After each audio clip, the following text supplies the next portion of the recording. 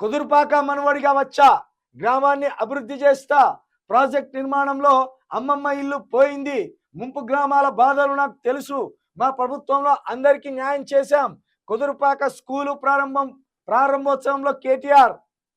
మీరు అభివృద్ధి చేస్తే మాకే మంచిగా అనిపించక కూడా వచ్చి పంపినాం.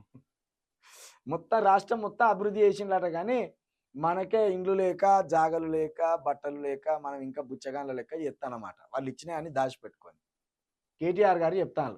కుదురుపాక నిన్న అమ్మమ్మ వాళ్ళు ఊరుకు పోయిందిగా, మరి అమ్మమ్మ వాళ్ళు ఊరుకు పోయినప్పుడు ఎట్టిగా రావద్దు కదా, కొన్ని చెప్పి రావాలి, ఏదో ఒక ముచ్చటి చెప్పి రావాలి. రాష్ట్రం అంతా అభివృద్ధి చెందింది కానీ అమ్మమ్మ వాళ్ళ ఊరు ఒక్కటి అభివృద్ధి చెందలేదు, కాబట్టి అమ్మమ్మ వాళ్ళ ఊరు కూడా అభివృద్ధి చేస్తా తప్పకుండా. అరే మరి మళ్ళా గట్ల మాట్లాడుతున్నావు ఏంది కేటీఆర్ అంటే, ఏం మాట్లాడినా రాష్ట్రం అంతా అభివృద్ధి చేసినాక రాష్ట్రంలోనే ఉన్నది కదా మరి అమ్మమ్మ వాళ్ళ ఇల్లు ఊరు అంటే, ఇది ఒక్కటి మర్చిపోయినట్టున్నావు అంటాడేమో. కాబట్టి నిన్న కుదురుపాకకు పోయి మాట్లాడొచ్చిండు, పర్లేదు. ఇప్పుడు దీన్ని కూడా బ్యానర్ ఐటమ్గా ఈ పేపర్లు వేసుకొచ్చిందా, ఇట్లున్నది కథ. చేయరి మంచి పోరాటం చేయర్రి, చాలా పెద్ద పని ఉన్నది మీకు.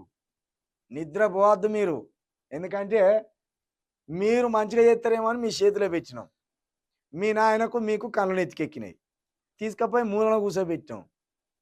మూలన కూర్చోబెట్టాం మంచిగా ఏమన్నా జరుగుతుందా అనుకంటే అంతకంటే అంగడి